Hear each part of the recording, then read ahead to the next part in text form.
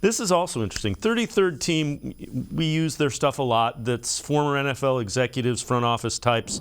The 5 most improved units so far in free agency. They have the Browns pass rush as one of the 5 most. Texans defensive line, Broncos O-line, Lions secondary, 49ers defensive line.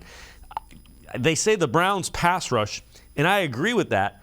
I think their run defense, I think Browns defensive line should be the way to go because I think Tomlinson makes that run defense significantly better than it was.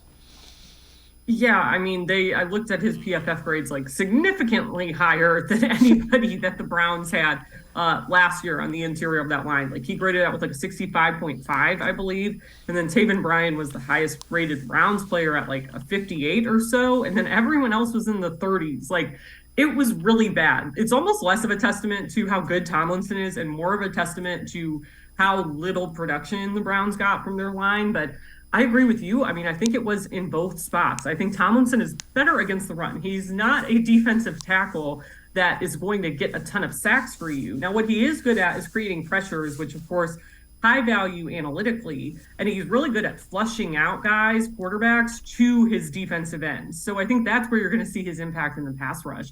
Again, with Obo Okoronkwo, it's like the sample size is just so small. He was really good in that small sample size. Like he would have been the second best pass rusher the Browns had last year compared to the season numbers those guys put up. And he only started 8 games. But I'm always wary of getting overly excited about these guys with a small sample size because I think for him now, the biggest question is, does more opportunity equal more production? So I do think it's interesting to have them rated that high, but I'm with you. I think it goes beyond the pass rush. I think it's just their defensive front as a whole has kind of, we think, improved.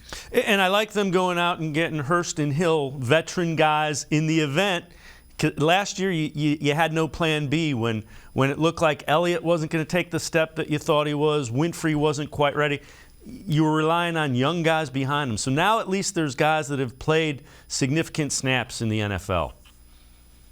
Yeah, I think that's key. And I think we kind of saw it last year towards the end of the season, especially when the Jadeveon Clowney incident and everything was going down with that. Like it just felt like in many ways, this team had a sort of leadership void. And I really think you saw that throughout the year. And Myles Garrett, for as good of a player as he is, he's not always like that super vocal leader on the court. Of course, and he had his own issues this year too with his car accident and having to miss time because of that. I think it almost undermined maybe his leadership ability a little bit.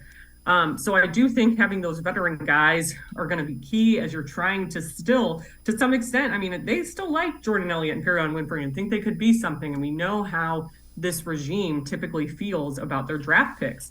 They want to hold on to them. So I just think that it helps to kind of have that veteran presence in there. And at the very least, maybe help those younger guys come along. Yeah, it makes it so if they're not quite ready, you can try to get them ready during the week before you have to have them out there on Sunday.